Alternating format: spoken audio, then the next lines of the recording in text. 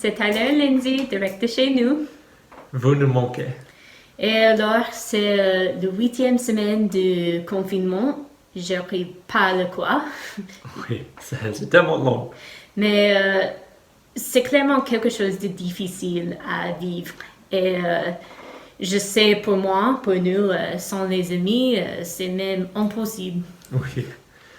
Tous les appels, tous les textos, les moments où on peut avoir ce lien avec nos amis, avec ces relations si importantes, c'est toute l'énergie pour continuer avec le confinement pour nous. Et j'imagine que c'est le même pour vous, avec vos amis et même des familles. Mais oui, c'est pas facile. Du coup, cette semaine, on va parler d'un homme qui a été paralysé. Et peut-être tu dis, mais quoi? C'est pas quelqu'un qui est confiné, mais en fait, oui, parce que à l'époque, il n'y avait pas de fauteuil roulant. Du coup, cet homme était vraiment confiné et il était confiné physiquement. Oui. Peut-être pas dans un lieu comme nous, on ne peut pas sortir son attestation. Mais pour lui, il était vraiment confiné dans sa vie, dans son corps. Oui. Et du coup, comme Lindsay a dit, à cette époque, c'était très difficile pour les paralysés. Normalement, elles sont rejetées. Elles sont toutes seules. On lit les autres histoires dans la Bible des autres paralysés qui sont vraiment dans la rue, sans amis. Personne. Oui. Et en fait, il n'y avait pas d'autonomie. Ils étaient toujours en attendant quelqu'un pour l'aider à faire n'importe quoi. Et du coup, c'était très, très difficile pour ces personnes-là. Du coup, l'histoire commence dans l'évangile de Marc. Oui, c'est Marc chapitre 2. On va lire quelques versets. Quelques jours plus tard, Jésus se rendit de nouveau à Capernaum. On apprit qu'il était à la maison. Une foule s'y rassembla, si nombreuse qu'il ne restait plus de place, pas même devant la porte. Et Jésus leur annonçait la parole de Dieu. On lui amenait une paralysée, portée par 4 hommes. Du coup, ici, on a cet homme qui est paralysé. Mais ce qui est aussi assez étonnant, c'est qu'il avait des amis. Oui. Et 4. Oui. Du coup, ils avaient ces 4 amis. Et comme Lindsay a dit, ça, direct, c'est étonnant. C'est qui ces amis? C'est ces 4 hommes qui aiment un paralysé, qui va porter cet homme parce qu'il ne peut pas bouger. Comme Lindsay a dit, il n'y a pas de fauteuil roulant. Du coup, ils ont vraiment porté cet homme partout. Oui. Et ils auraient pu laisser cet homme à côté, comme tout le monde a fait. Mais pour quelle raison, on ne sait pas. Mais ils ont décidé que cet homme-là, c'est un ami à nous. Et du coup, ça fait toute la différence. Oui, et ils ont entendu que Jésus guérit des malades. En fait, Jésus a déjà guéri quelques malades. Et ils ont dit, il y a cet homme qui guérit des malades. Du coup, c'est pour ça que Jésus était à cette ville et la foule a commencé à venir. Mais il ne peut pas les transporter jusqu'à Jésus à cause de la foule. Alors, ils montèrent sur le toit, défirent la toiture de la maison au-dessus de l'endroit où se trouvait Jésus, et par cette ouverture firent glisser le brancard sur lequel le paralysé était couché. C'est fou. Wow! Au lieu de partir, ils ont décidé de monter sur le toit, de creuser un trou pour que cet homme puisse avoir la chance d'avoir un moment avec Jésus. Oui, imaginez, juste imagine, il y a toute ce foule de gens et ils ont décidé, pas juste 4 hommes qui ont toutes les habilités physiques de monter sur le toit, mais ils ont porté un autre homme paralysé sur le toit. C'est déjà dangereux. Mais imagine, tout le monde est là dans la pièce avec Jésus et le toit commence à être cassé. Il y a la poussière qui tombe. Qu'est-ce qui se passe? Et ils ont fait n'importe quoi pour être là pour leur ami. Un ami qui normalement est rejeté, oublié par la société. Du coup, ils ont fait vraiment tout pour se paralyser. On continue. Lorsqu'il vit la foi de ces gens, Jésus dit au paralysé, « Mon enfant, tes péchés te sont pardonnés. » Ça, c'est pas la phrase que j'ai pensé qu'on va entendre. Non. Parce que on imagine Jésus va dire, « Ok, tu es malade, tu es paralysé. Tu es guéri. » T'es guéri, vas-y. Tes péchés sont te pardonnés. Pour moi, ça montre que au-delà d'être paralysé ou pas, d'être guéri ou pas, la relation avec Dieu est beaucoup plus importante.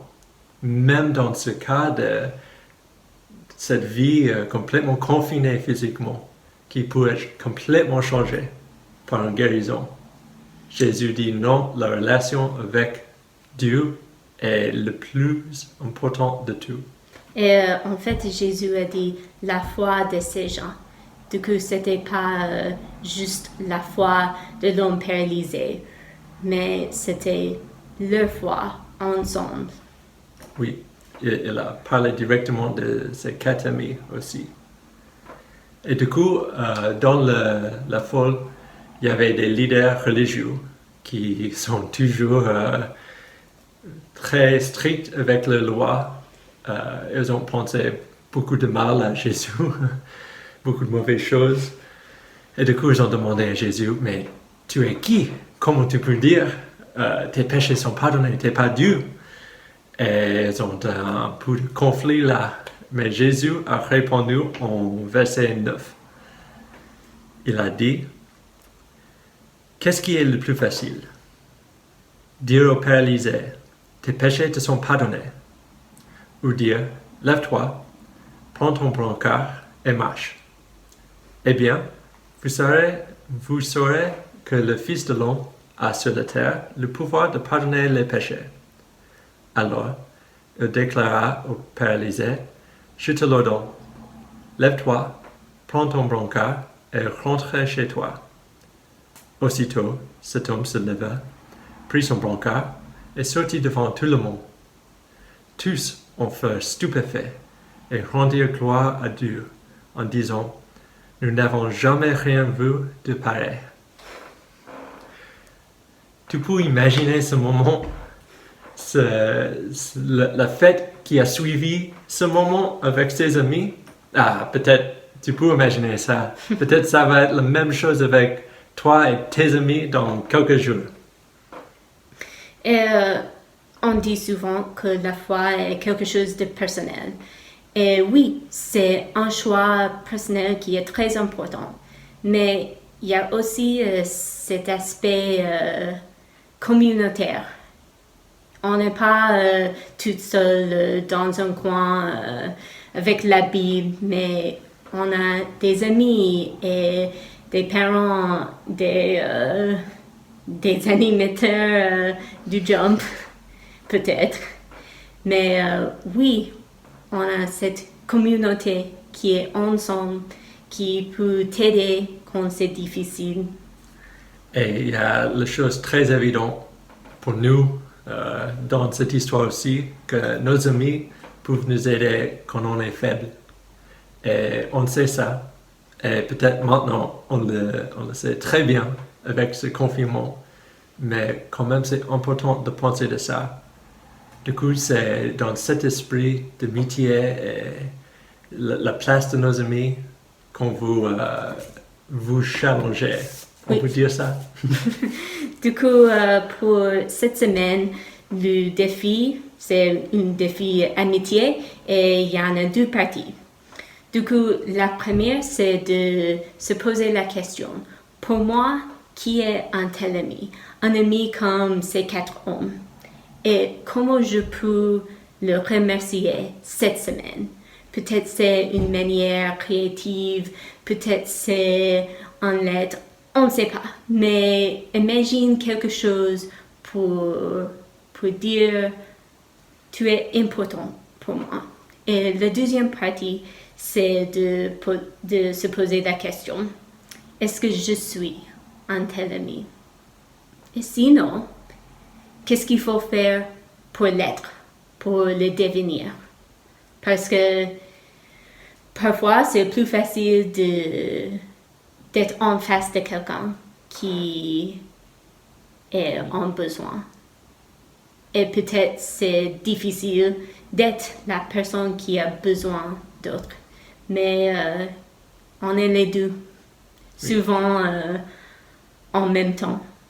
Du coup, c'est le défi pour cette semaine de penser à ses amis qui sont toujours là et les remercier. Et puis de réfléchir, est-ce que je suis une amie comme ça? Oui. Et peut-être c'est juste un texto, un visio, un appel avec un ami.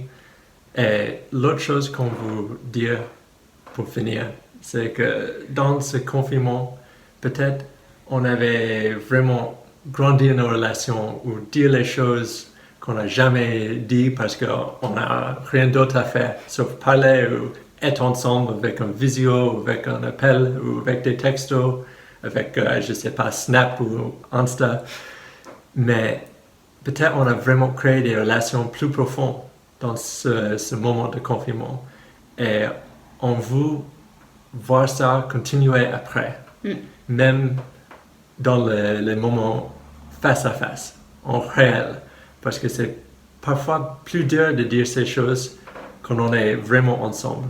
C'est peut-être plus simple de dire ça sur le portable.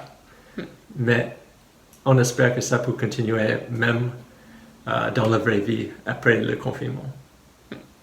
Du coup, profite bien de cette semaine. Peut-être tu vas voir des amis, peut-être pas, mais en tout cas, vous nous manquez et bonne semaine. Bonne semaine.